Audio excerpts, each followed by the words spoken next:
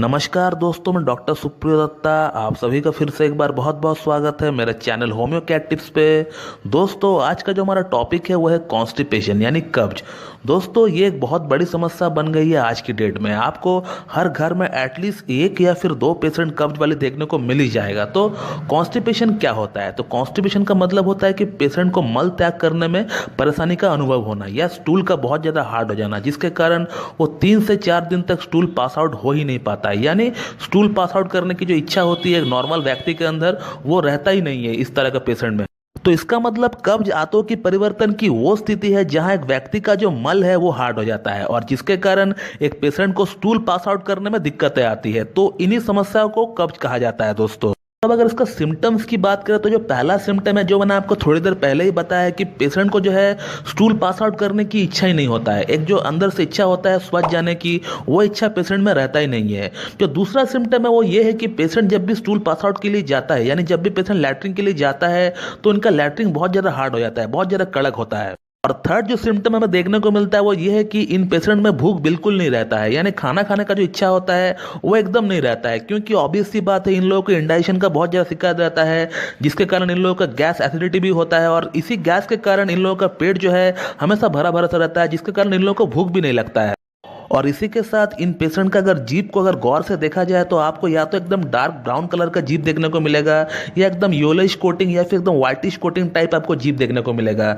इसी के साथ इन लोगों का मुंह में काफ़ी ज़्यादा बदबू आती है और ये सभी चीज़ें इंडाइजेशन और कब्ज के कारण ही होता है दोस्तों। और अब बात करते हैं कि आखिरकार लोगों को कब्ज क्यों होता है। तो दोस्तों, इसका बहुत सारी कारण है।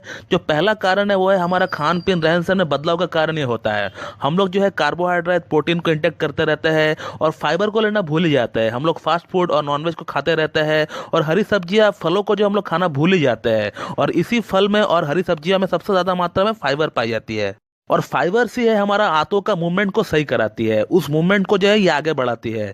जो खाना हजम नहीं हो पाता है उसे ये फाइबर्स जाकर धक्का देती है। तो आप अगर फाइबर खाओगे ही नहीं तो आपका जो खाना है वो एक जगह आपका आंतों में जाकर अटक जाएगा। तो इसलिए हमें ग्रीन लीफी वेजिटेबल्स और फ्रूट का खाना बहुत ही जरूरी होता है। तो इसलिए दोस्तों, अपना डाइट में ये दोनों चीज को बिल्कुल रखें। दूसरा जो रीजन है वो है फिजिकली इनएक्टिव या एक्सरसाइज का ना होना। जो लोग दिन भर एक ही कुर्सी में बैठकर काम करते हैं, शरीर में कोई एक्टिविटी नहीं रहता है उन लोगों का, जो लोग हर टाइम सोते रहते हैं या फिर काम करना पसंद नहीं करते हैं, तो उन लोगों में कब्ज की प्रॉब्लम ज्यादा पाई गई है। और इस तरह की लाइफस्टाइल को होम्योपैथी में सिडेंटरी लाइफस्टाइल कहा गया है। तो जाहिर सी बात है, जो लोग फिजिकली इनएक्टिव रहेंगे, एक्सरसाइज नहीं करेंगे, योगा नहीं करेंगे, तो उन लोगों में कब्ज का प्रॉब्लम होना ही होना है दोस्तों। क्योंकि एक्सरसाइज नहीं करेंगे तो आपका आंतें मूवमेंट करेगा ही नहीं, और जब आपका आंतें मूवमेंट करेगा ही नहीं तो डाइजेशन जितना होना चाहिए था वो नहीं हो पाएगा। और जो डाइजेस्ट हो चुका है, यानी जो खाना लार्ज इंटेस्टाइन तक पहुंच चुका है, वो भी वहीं का वहीं अटक के रह जाएगा। और जब आपका वहां पर अटक के रह जाएगा ये खाना लार्ज इंटेस्टाइन या कोलन में, तो उस खाने से पूरी वाटर एब्जॉर्प्शन हो जाती है। क्योंकि बड़ी आंत का तो काम ही है वाटर एब्जॉर्प्शन करना, और वो अपना काम तो करेगी ही। और आपका खाना अगर ज़्यादा देर तक वहां पर अगर पड़ा रहेगा तो उस खाने से पूरी की पूरी वाटर एब्जॉर्प्शन हो जाती है और जिसके कारण आपका स्टूल जो है हार्ड हो जाता है दोस्तों। तो जैसे कि मैंने आपको थोड़ी देर पहले बताया था कि कुछ लोगों का स्टूल बहुत ज्यादा हार्ड हो जाता है, पास आउट करने में दिक्कतें आती है।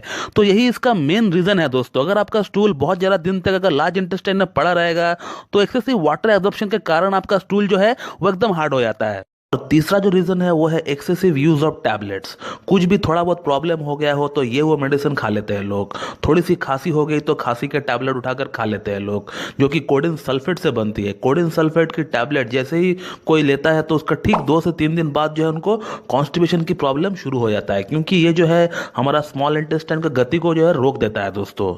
फोर्थ जो रीजन है वो है एक्सेसिव मैदा का बना हुआ खाना खाना। ये जो तंदूरी रोटी होती है, लच्छा पराठा होता है, बटर नन होता है, एटसेट्रा एटसेट्रा, जो भी आइटम्स आती है, इसे ज़्यादा लेने से आपको कब्ज का प्रॉब्लम होगा ही होगा दोस्तों। क्योंकि ये जो मैदा है ये हमारा आंतों में जाकर चिपक जाती है और हमारा आंतों का मूवमेंट को एकदम से रोक देती है। तो दोस्तों, ये था कब्ज का कुछ प्रमुख सिम्टम्स और रीजंस। आप इन सभी चीज़ों को फॉलो करें और नियमित रूप से आप जो है एक्सरसाइज करें, जॉगिंग करें, ब्रिस्क वॉक करें और ग्रीन वेजिटेबल और फ्रूट्स का ज़्यादा मात्रा में सेवन करें, जिससे कि आपका शरीर में फाइबर्स का कमी ना हो जाए। और रहा बात होम्योपैथिक मेडिसिन का, वो मैं आप लोगों को अगला वीडियो में बताऊंगा। तब तक के लिए अपना ख्याल रखिएगा। जय हिंद, जय भारत।